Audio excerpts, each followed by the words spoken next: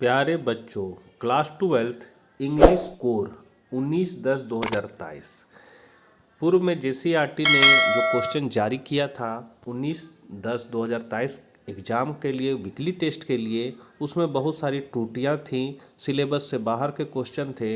इसीलिए क्वेश्चन को बदल दिया गया है। अब नया क्वेश्चन आप लोग के लिए ये उपलब्ध है। इसमें जो क्वेश्चन है वो पूरी तरह से चेंज है। चैनल पर पहली बार है तो जरूर सब्सक्राइब कर ले और ज़रूरतमंदों को यह वीडियो जरूर शेयर कर दे। तो चलिए आज हम लोग कुछ नया सीखते हैं। आप लोगों ने टेस्ट लिखा होगा, अब आप लोगों ने पुराना से लिखा है कि नया से लिखा है ये तो नहीं कर सकते हैं, लेकिन ये नया क्वेश्चन है, इससे आप आंसर को मिला सकते हैं। तो पहला जो क्वेश्चन है वो कहता है कि 12 तक की गिनती क्या दर्शाती है और यह कैसे मदद करेगी। तो इसका जो ए ऑप्शन है वो कहता है दिन के घंटे, बी है 1 वर्ष के महीने, सी जो है यह शांति और सद्भाव बनाने में मदद करेगा, और डी इनमें से कोई नहीं। तो इसका जो सही आंसर है वो है इनमें से कोई नहीं।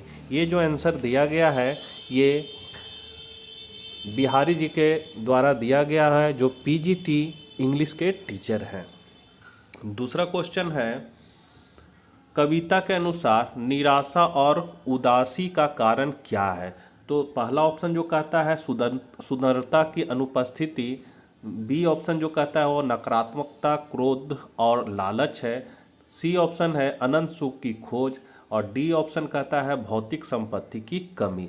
तो इसका जो सही आंसर होगा वो होगा बी, नकारात्मकता, क्रोध और लालच। तीसरा जो क्वेश्चन है वो कह रहा है कि झील में तैरते समय तक की गई डगलस की कीमत क्या थी। डगलस की कीमत क्या थी? तो यहाँ ए ऑप्शन है 4 मील, बी है 3 मील, सी है 2 मील और डी है 1 मील। तो इसका जो सही आंसर होगा वो हो जाएगा सी, 3 मील। चौथा नंबर क्वेश्चन कहता है डगलस माँ ने उसे क्या याद दिलाया। मतलब डगलस की माँ ने उसे क्या याद दिलाया। तो ए ऑप्शन कहता है गहरे WMCA पुल के बारे में, बी ऑप्शन कह रहा है विश्वासघाती याकीमा नदी के बारे में, सी ऑप्शन है YMCA पुल के चित्रों के बारे में, और डी ऑप्शन है उपरोक्त सभी। इसका जो सही आंसर है वो हो जाएगा विश्वासघाती याकीना नदी के बारे में, बी ऑप्शन सही हो जाएगा। पांचवा नंबर क्वेश्चन कहता है गहरे पानी के लेखक कौन है। तो इसका जो सही आंसर होगा वो हो जाएगा आपका William Douglas, D option correct हो जाएगा। ये जो आंसर दिया गया है ये पीजीटी शिक्षक विपिन कुमार के द्वारा दिया गया है। छठा नंबर क्वेश्चन कहता है कि दुनिया के सबसे संरक्षित स्थान अटलांटिका की यात्रा का उद्देश्य क्या है। तो यहाँ ए ऑप्शन कह रहा है दुनिया का दौरा करने के लिए, बी है पृथ्वी की सुंदरता को देखने के लिए, सी है भूगोल को अधिक बारीकी से जानना, और डी है जलवायु परिवर्तन के प्रति युवा मन को संवेदनशील बनाना। तो यहाँ आपका छठा का डी हो जाएगा जलवायु परिवर्तन के प्रति युवा मन को संवेदनशील बनाना।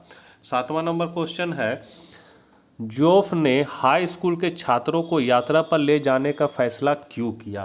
तो यहाँ सातवां का ए कहता है उन्हें दुनिया का दौरा करने के लिए, बी कहता है उन्हें आनंद लेने के लिए, सी है उन्हें आराम महसूस कराने के लिए, और डी कह रहा है उन्हें समझने के लिए योजना बनाएं और इसका सम्मान करें। तो यहाँ सातवां का आपका डी हो जाएगा उन्हें समझने के लिए योजना बनाएं और इसका सम्मान करें।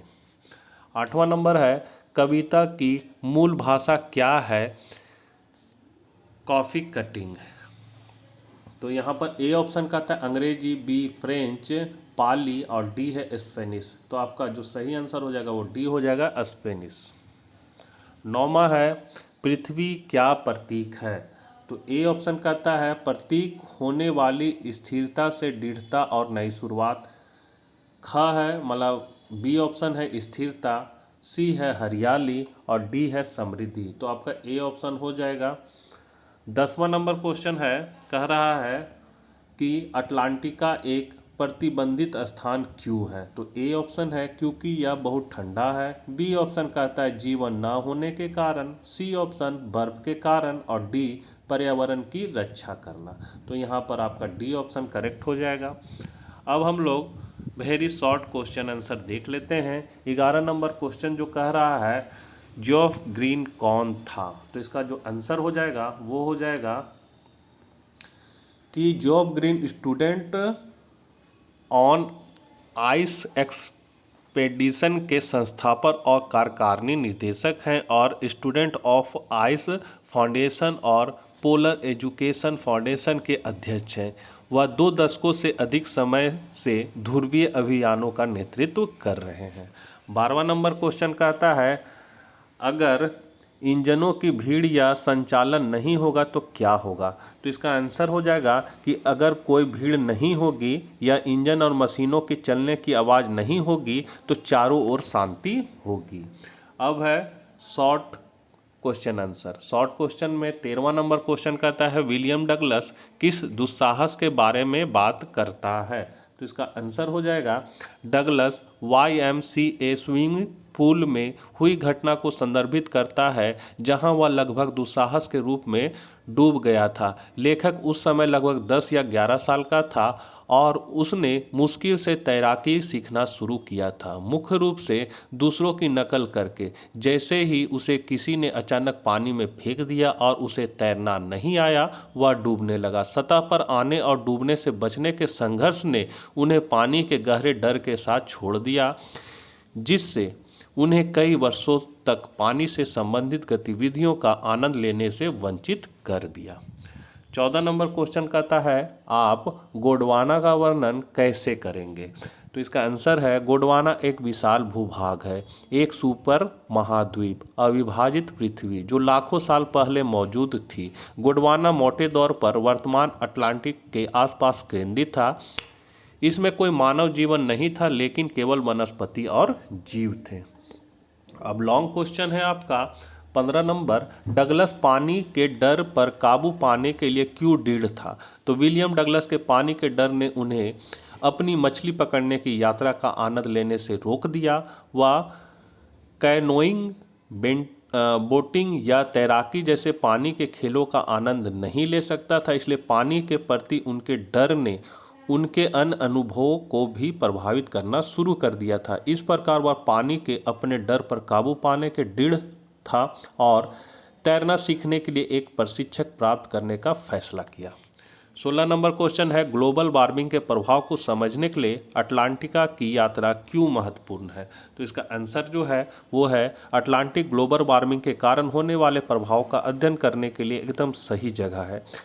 यह यहाँ है कि कोई भी ग्लेशियरों के पिघलने और बर्फ की अलमाइयों के ढहने के प्रभाव को देख सकता है और इससे समुद्र और महासागर में जल स्तर बढ़ने की संभावना है, जिसके परिणाम स्वरूप कई निचले क्षेत्र पानी में डूब जाएगा। तो बच्चों ये थे आपके इंग्लिश कोर के क्वेश्चन आंसर।